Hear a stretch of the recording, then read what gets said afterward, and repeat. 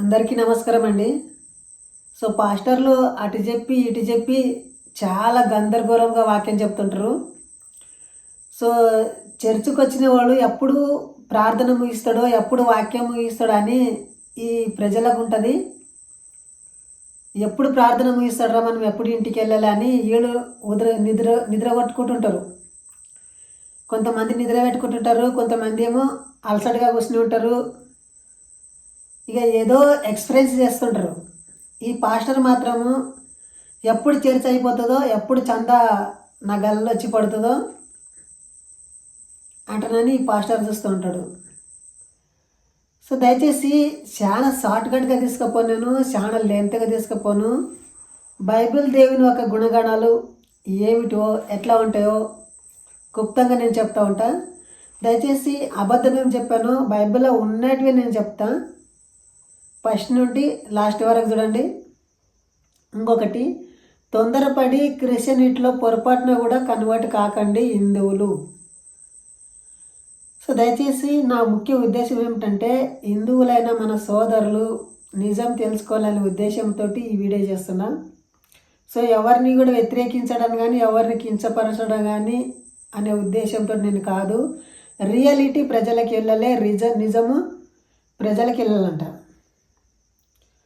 ఒక సామెత ఉన్నది, ఎలక ఉన్నదంట. ఎలక ఏం చేసిందంట, తన ఒక గూటిలో వర్షంలో గూటిలో తన పిల్లలతో పాటు ఉన్నదంట. అప్పుడు ఈ పందికోకకు ఎక్కడ తావలేక చుట్టుముట్టు తిరిగి తిరిగి తిరిగి ఎలక కూడా దొరికిందంట. ఎలక గుడికి వచ్చి ఎలక బయట చాలా వనబడుతున్నది, నాకు కొంచెం తలకాయ దూరానికి అంత తావియ్యి, వర్షం పడ్డా అంటేనే నేను వెళ్ళిపోతా, వర్షం ఆగిన వెంటనే నేను వెళ్ళిపోతా అన్నదంట. సరే పాపం తోడము తావిస్తాము, బయట ఓనబడుతున్నది కదా వెళ్ళిపోతాడు కదా అంటున్నాని అనుకున్నదంట ఈ ఎలక పిల్లలను పెట్టుకొని తన గూడిలో ఎచ్చగుండదంట ఓనకు. సో ఈ పందికొక పెద్దగా ఉంటుంది కదా, ఇదేం చేసిందంట, మూతి పెట్టిందంట. మూతి పెట్టి ఇంత ఇంత ఇంత ఇంత ఇంత ఇంత లోపలికి వస్తున్నదంట. అప్పుడు ఎలక ఏమంటుందంట, నీవు మూతి ఒక్కటి పెడతాను, ఇప్పుడు మొత్తం లోపలికి వచ్చేసేమి, ఇక పో సాలు బయటికి అంటనంటే ఆ పందికొక అంటదంట, నేను పోను, పోతే నీవు కానీ నేను పోను, ఇక్కడనే ఎచ్చగా బాగుంటుందని అక్కడనే తావేసుకొని ఉండదంట. సో దయచేసి మీరు ఆలోచించండి. ఎప్పుడైతే నేను ఎగ్జాంపుల్ చెప్పిన ఇది, ఎప్పుడైతే మీరు క్రిస్టియనిటీలో కన్వర్ట్ అవుతారు కదా, ఇంకెప్పుడు దాంట్లోకి వెళ్ళి బయటికి రారు. అదే మంచిగా అదే నిజం అంటుంటారు. దాంట్లో చూస్తే ఎటువంటి సత్యాలు లేకుంటాయి, ఎట్లాంటి నిజాలు లేకుంటాయి, అన్ని అక్రమాలు అన్యాయాలే ఉంటాయి. ఎన్నో కొన్ని మంచి వచనాలు ఉంటాయి, దాన్ని పట్టుకొని ఊదరగొడుతుంటారు పాస్టర్లు. సో ఈరోజు బైబిల్లో ఎలాంటి వచనాలు ఉంటాయో దాన్ని మీకు ఎక్స్ప్లెయిన్ చేసి, మళ్ళీ ఒక చోట ఎలాంటి వచనాలు ఉంటాయో ఎక్స్ప్లెయిన్ చేసి చెప్తుంటా. దయచేసి వీడియోని లైక్ చేసి సబ్స్క్రైబ్ చేసుకోండి కొత్త ఆలోచన వాళ్ళు ఉంటే. సో మత్తయి సువార్త 7వ అధ్యాయము 7వ వచనం నుండి చదువుతాం. అడుగుడి మీకు ఇయ్యబడును, వెదుకుడి మీకు దొరుకును, తట్టుడి మీకు తీయబడును, అడుగు ప్రతివాడు పొందును, వెతుకువాడికి దొరుకును, తట్టువాడికి తీయబడును. మీలో ఏ మనుషుడైనను తన కుమారుడు తన్ను రొట్టెను అడిగిన ఎడల వానికి రాతినిచ్చిన, చేపను అడిగిన ఎడల పామునిచ్చిన, మీరు చెడ్డవారై ఉండి మీ పిల్లలకు మంచి యూవులను ఇయ్యనెరిగి ఉండి పరలోకమందున మీ తండ్రి తన్నును అడుగువారికి అంతకంటే ఎంతో నిశ్చయముగా మంచి యూవులను ఇచ్చును. సో ఇక్కడ ఏం జరిగిందంటే, ఎవరన్నా రొట్టెను అడిగితే రాయినిస్తామా, చేపను అడిగితే పామునిస్తామా అంటే నేను స్వయంగా యేసుక్రీస్తు చెప్తున్నాడు. సో ఏం అడిగితే అది ఇస్తాము, అడిగినానికి ఇస్తా అని అంటాను, అతను వాగ్దానం చేస్తున్నాడు. నేను అడిగేది ఏమిటంటే, ఎవరెవరు అడిగినరు, ఎవరెవరికి ఎంత ఎంత ఇచ్చిండు దేవుడు, ఎవరికి ఏమీ ఇయ్యడు అతను. ఏమన్నా ఇస్తే వాళ్ళు కష్టం చేసిన దాన్ని వాళ్ళకు అనుభవించిందని వాళ్ళకి దొరికితే ఇది దేవుడు ఇచ్చి అని చెప్తుంటారు, కానీ దేవుడు ఆకాశం నుండి ఏమి ఇయ్యడు. సో దేవుడు మరి చేపని అడిగితే పాముని ఇస్తలేడంట, చేపని ఇస్తాడంట అంటున్నాని ఇక్కడ మనం చూసుకున్నాం. అంటే ఏం అడిగితే అదే ఇస్తారు కదా అంటున్నాని అనుకున్నాం. కానీ ఒకచోట ఏం జరిగిందంటే అది నేను చదివి వినిపిస్తాను. ఇశ్రాయేలుకు మోసే చెప్పిండు, ఏమన్నాడు, మీకు ఒక రాజ్యం చూపిస్తా, ఒక దేశం చూపిస్తా, అది పాలు తేనెలు ప్రవర్తించే దేశం మీకు చూపిస్తా, మీరు నా వెంట రండి అంటున్నాని ఈ మోసే ఆ ఐగుప్తులనున్న ఇశ్రాయేల్ ప్రజలను మోసం చేసి తీసుకొచ్చిండు. ఎక్కడ బయటికి తీసుకొచ్చిండు.